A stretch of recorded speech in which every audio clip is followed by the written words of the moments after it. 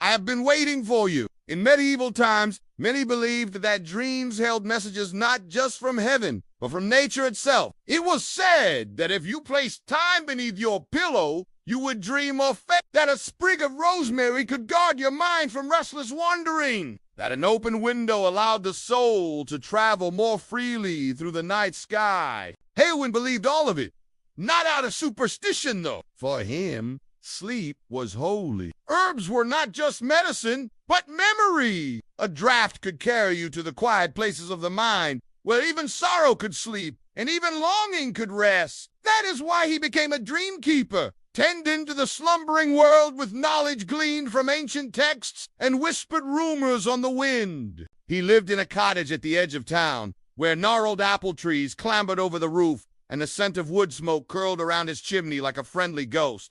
Inside, shelves were lined with jars and dried herbs hung from the rafters. In the far corner of the apothecary, there is a cabinet. Its wood is dark, worn smooth by time and touch. On its top rests a jar of beeswax polish, a cloth, and a feather duster made of goose quill. Halewyn keeps it spotless, not for show, but for respect. Inside the cabinet's small drawers, each labeled in fading ink saffron, St. John's wort, valerian root, and in the bottommost drawer, Dreamkeeper's blend, a mixed Halewyn made himself. No one else knows what's in it, but it smells of warmth and calm and the hush of the sea at night. Do you remember the first time we met? You came to me with a troubled mind, unable to sleep, unable to find peace. You asked for my help, and I gave it freely, mixing a draught for you to drink before bed. It was a simple recipe, yet potent nonetheless. Lavender to ease the spirit, chamomile to calm the soul, a whisper of sage to clear the mind. And from my own garden, a pinch of forget-me-nots, their tiny blue blossoms holding the promise of a tranquil night. You drank it, closed your eyes, and when you dreamed, did you feel it? That something was different? That the shadows in your mind had lifted and the quiet places were suddenly full of light? Did you see the way your troubles faded into the tapestry of the night sky, becoming stars that twinkled and winked just for you? Did you hear the whispers of the wind through the trees, weaving tales of courage and hope and dreams fulfilled? When you awoke, you were whole once more. You thanked me and went on your way, leaving me to tend to the slumbering world once more. But I just knew that you would come back for more. And I waited, and I wondered what dreams might take you next, what wonders you might see, and what peace you might find. Because that is my gift and my purpose, to guide those who seek solace in the gentle embrace of sleep, to show them that even in the darkest of nights, there is always the promise of dawn, and in the deepest of sorrows, there is always the hope of healing. So come, dear traveler, and rest your weary head. Let me be your guide to the hidden realms of the night, where the moonbeams dance and the shadows sing, where the worries of the day are left at the door and the secrets of the universe are whispered on the breeze. Come and lose yourself in the labyrinth of the subconscious, where the walls are made of dreams and the pathways lead to the heart of your being. Come and find yourself again in the quietest part of the night, where the fire breathes slowly and the dreams are gentle and ask for nothing, where everything is slow and safe and soft. Let yourself stay here. There is no hurry. You are part of this moment, and the moment is made for you. You are here. You are here. Yes, you are here. You're still here. Still wrapped in quiet. Still floating in that deep velvet dark between waking and dreaming.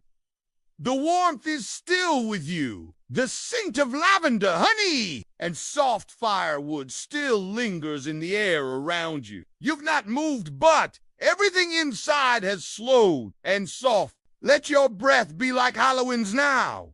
Easy, gentle, effortless. Let it fall and rise like mist over a quiet meadow. Let it carry you deeper yet back now into the alchemist's warm chamber. The fire still glows, the air is still safe, and the dream ... is still unfolding.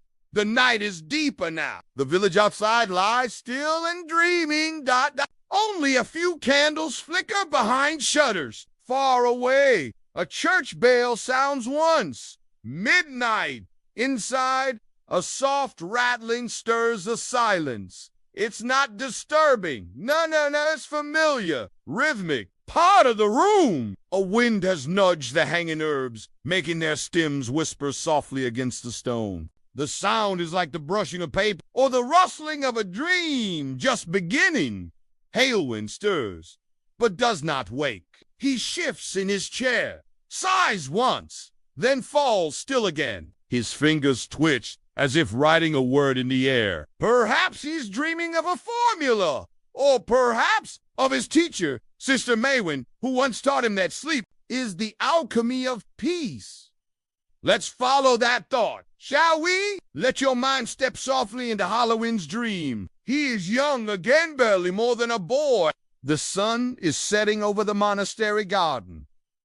Sister Maywen wears a robe the color of heather, and her hands are covered in loam. She laughs softly as she hands him a satchel of dried mud. Steep it too long, child, she whispers, and your dreams will stretch 4 miles. They sit beneath a pear tree. The wind carries the smell of mint and baked earth, and she speaks of things few people now remember, of how in ancient times they believed that dreams were sent by the moon herself. That silver light was not just illumination. That sleep was sacred. Not an escape, but a return. And now, back again to the present, where Halewyn sleeps, and you, dear dreamer, drift right beside him. The fire gives a sleepy pulse. Its embers pulse like a heart at rest. You feel the weight of the blankets in the room, the softness of goose-feathered pillows, the smoothness of stone floors kissed by candlelight.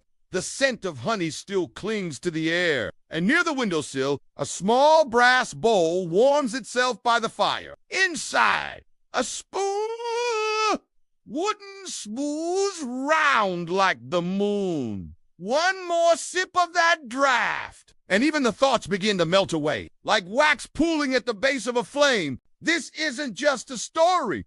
It's a doorway to somewhere slower, somewhere softer, a place where even time pauses to sip tea. You are in a cottage older than memory, a stoned room buried in warmth and age.